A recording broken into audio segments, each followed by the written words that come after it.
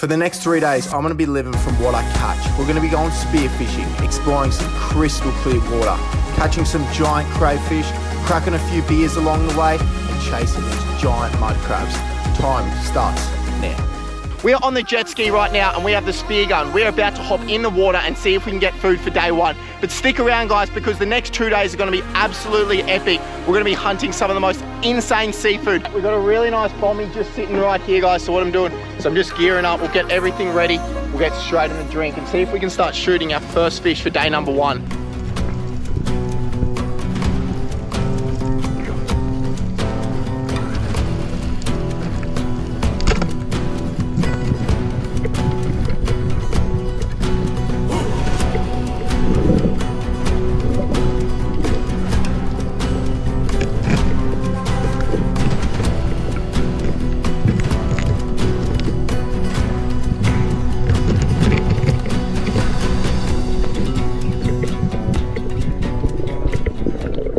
Fat trout, that's dinner for day one. The perfect coral trout. He's a weapon, man. Frothing on that bad boy. Cheers, guys. Boom. That was literally insane, guys. I was on the bottom and I was just counting the trout. I think I counted 3 big trout just sitting down there. And that was on that exact same rock that I pulled that one off. So that means there was 4 trout. And there's like 2 little rocks next to each other. That's it. It was actually unbelievable, guys. I was down there and I came across what I believe is a albino leopard shark. I've never seen one of them before. So I'm gonna roll in some footage for you guys so you guys can tell the difference between that one we just saw and also some other ones that we've seen in the past. That's a shark is right. Woo, that's wicked. 15 flares inside those ocean eyes. Your ocean eyes on fire.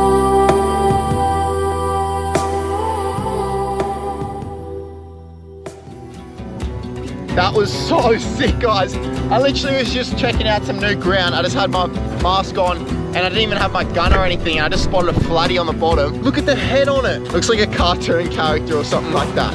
Froth levels peaking. Woohoo!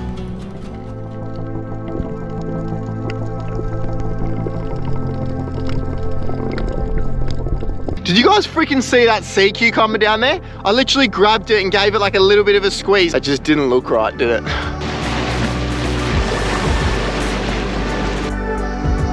I'm just gonna pack everything on the car and then we'll send it back and we'll do a cook up for day one. That coral trout is going to be beautiful. We might even have some of that flatty too. That coral trout from this morning, there's also a little bit of flathead in there. But just look at this right now. We've got this beach completely to ourselves and we're doing poke bowls. Let's go. We've got our fish right there. And then what we've got in here, guys, is just a little bit of tomato, cucumber, red onion. Also just got a little bit of salt and pepper. What we're doing with our coral trout right here is we're gonna actually just whack some lemon in it. As soon as that juice starts to hit the fish, all the acidity in it starts to cook it. We also got 2 limes. I didn't bring a knife, so. Woo! Add a bit of lime juice in there. Feels really good on my cuts too. All right, so that lime juice is just in with that beautiful coral trout. That's just cooking it slowly. We've got our mixture right here. We'll leave this for a few minutes and then that will just cook all the way through. You kind of want to start adding it into the mix when it goes completely white. All right, you can see our fish is pretty much cooked, guys. It's gone like that white color. This is our mixture. We'll add that all in. Sriracha sauce, but it's like a homemade one. It's so good. Definitely not homemade by me, you know, homemade by someone else. I guess that counts, doesn't it? But you got to have a little bit of koopy in there. Look at this right now. We got our poke bowl. It looks so bloody good. I'm not even kidding, guys. I'm actually proud of myself for making this. So let's give her a little bit of a taste test. Coral trout poke bowl. No word of a lie, guys. That is so bloody good. Holy damn. Right, I'm gonna smash down this poke bowl really quick. And just around the corner from here, right now, what is happening is there's a lot of baby turtles that are nesting and they're hatching from all their little holes in the ground and making their way back out into the ocean. So let's go see if we can find some. It's like these big holes. They're everywhere. That is where the turtles have come up and essentially dug holes, laid their eggs. Those turtle eggs are just cooking underneath the sand and hopefully the bloody buns come out of the oven tonight. Guys, this is actually a baby turtle egg that's obviously just hatched. It's got a baby turtle in his mouth. Look at him, they're trying to fight him for it. Can you see him? No, he dropped it. He dropped it. They re-picked it up. Fuck, they were fighting over a baby turtle. All the seagulls Right, a little bit of an update, guys. I don't know where that nest was where that baby one hatched and that seagull swooped it. I'm not liking our chances. That sun is set over the horizon. See you guys bright and early. It's day 2 and I think we're going to hunt some big lobsters. It's day 2 and we've woken up to some ridiculous conditions. It's time to gear up and get straight out there. One of the first dives of the morning and I dove down and spotted this lobster hanging out. I tried to attack him from the top here, but you can see I spooked him and he moved back in the cave. So I went for the snatch, but it didn't really work out. Luckily, he had shot straight out the back. I chased after him. He went underneath this ledge right here and I tried to grab him, but he was too deep. So I grabbed Riley and called him over to see if we could pull him out, and luckily he shot out of this hole. I chased after him and I got my hands on him. We've got our first lobster, a beautiful painted crayfish. Woo! We got it! It wasn't long after that first cray that we spotted this monster sitting in the bottom left of the screen. Riley dove down to have a little bit of a look and see exactly where he was sitting. I tried to use this cray loop to scoop him from behind, but he shot straight out the back. I heard a little bit of grunting from the surface, so I popped out of this hole and looked up, and Riley had grabbed this giant ornate crayfish. Woohoo! Yes, big dog! Oh, nice cray! Ooh, hold on too tight.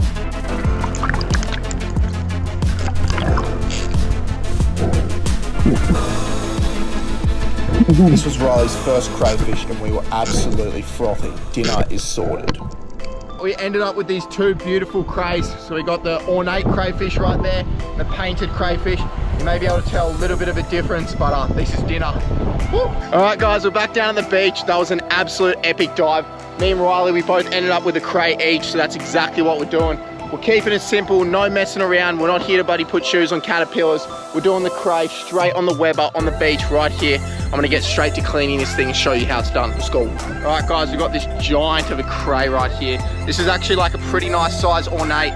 Riley's first cray, so super stoked with this one. This tail right here, this carries most of the meat. There's also quite a bit of meat in these horns up here, so we might keep those. But essentially what we're doing is we're just grabbing our knife and we're just making a small cut around the body, just like that. This is the part that's really satisfying. Give it a little bit of a twist and that all just comes out. That is all the meat from the cray tail. Probably a few kilos worth of crayfish right there. And you can see that's all the guts there. I don't see a lot of people do this, guys, but I've just started doing it recently and it works really well. So if you get your knife and you just cut pretty much where these horns are, you can see right at the base of the antennas right there. Just give it a bit of a snap and then you can almost twist it. And look at that, that's all meat that's inside of that. Right, we butterflied this crayfish. Look at the meat coming out of this thing. So we're just gonna fill this with garlic butter. Garlic butter crazy. I'm drooling right now. Give it a quick flip over to get a bit of colour. Oh, jeez, mate. He's bloody aggressive with it. You just bloody burnt my whole chest. Let's have a look at her, guys. Cray tail for day number 2. Doesn't really get much better. Garlic butter on this thing.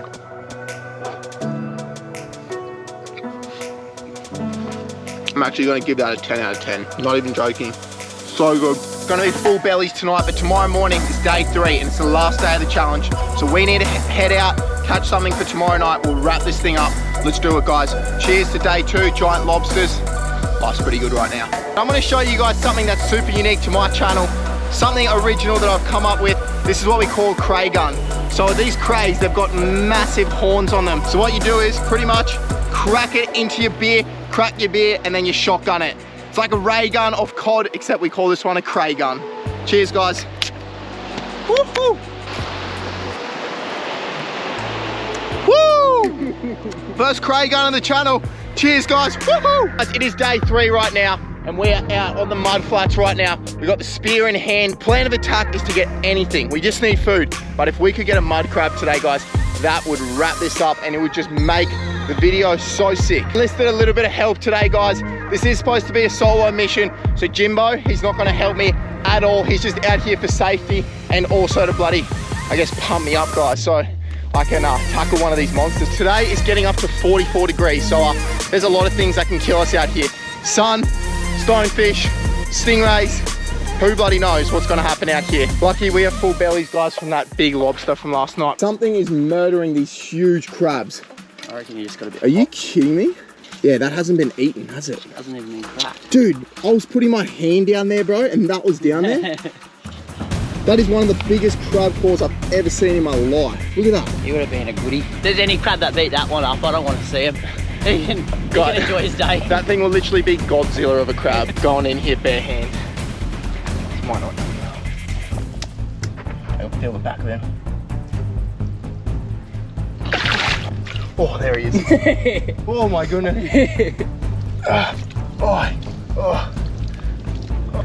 We got it.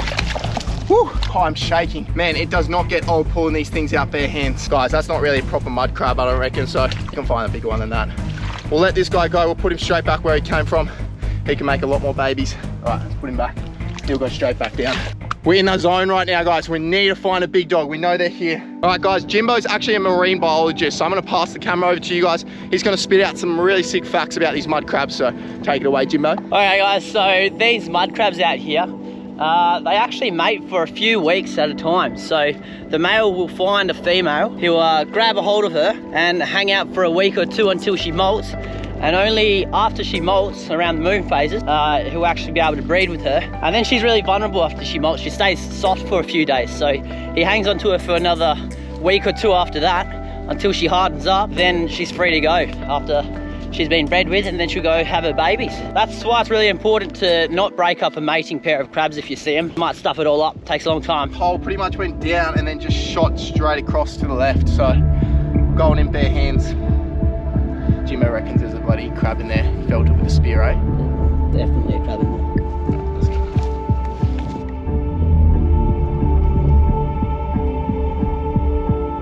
Oh, fuck yeah, there's great. There's a crab down there. Oh, holy shit, there's a crab down there, yeah. Oh, fuck, yeah. Oh, he kind of went for my hand. Holy shit, bro. This is not good. I've got no vision here, guys, of him, and he's a big crab down there. Yeah. Oh, dude, I just put my finger like in his claw, eh? I just felt his claw. Dude, it's so scary. All right. Yeah, I think I've got his back legs. Yeah, all right, pull him out. Ready? Oh, dude, oh, he's so deep. All right, I'm going for it. 3, 2, 1. Oh, we got it. Woo! Woo! We got a muddy. We got a rusty muddy. Look at him. He's gonna be good. He's nice and rusty. He's nice and rusty. He's solid too. When I say solid, that means he's full of meat, guys. That's a nice crab. He's not a monster by any means, but he is a nice crab. And we need to eat tonight, guys. So these is coming home with me, baby. And that is gonna be lollipops later on. Whew, look at my arms, bro. I'm shaking. Oh. Shaking like a leaf. That was so scary, putting my hands down there. And that claw, that can absolutely just wreck your fingers, guys. We've walked 7 kilometers in the mangroves today, guys. It is actually 44 degrees. We just checked it just then. So let me tell you, some liquid would go down like a bloody fat kid on a seesaw right now. All right, guys, we're celebrating right now. It is day 3 and we have a beautiful mud crab right here. You can see he's gone bright red, guys. We've just literally steamed him. We're having a few beers to celebrate. They're definitely well-deserved, guys. So what we're gonna do is we're just gonna crack open these giant claws on this mud crab right here, and these are gonna be lollipops, so let's get straight into it. All right, guys, it seems only right that me and Jimbo, we share this mud crab and enjoy a few beers together on Sunset, mate. It's a little bit romantic. Where's the candle set up, mate? You should have brought them. All right, let's get into this. We'll each have a lollipop, eh, mate? Guys, we're just gonna go straight for the best part, these claws. There's a lollipop, mate. Lollipop right here, guys. We pretty much just got a rock to crack them open. This is primitive if I've ever seen. Right? All right, let's crack her open, eh? All right, guys, you can see me and Jimbo, lollipops. I'm gonna put a bit of koopy on mine. We're running out of koopy here, guys. It's been a long 3 days. I got a little bit of koopy on mine. I'll put a little bit of sriracha that we used on our poke bowls. This stuff, buddy, went hot. So we're keeping it super simple. You don't need to really complicate this. It's beautiful seafood, so cheers, mate. Lovely, mate. Cheers. Woohoo. Oh. So good. Right. Favourite seafood by far, the old mud crab. Guys, that is incredible. Seriously. That's it for the 3 days. It has been one wild challenge, and I've loved having you guys along for the journey. If you guys want to check out any of the gear that I was wearing over these 3 days, offshoretales.com. We've just restocked all of our hats. See you guys in the next adventure. Much love. Chee-hoo!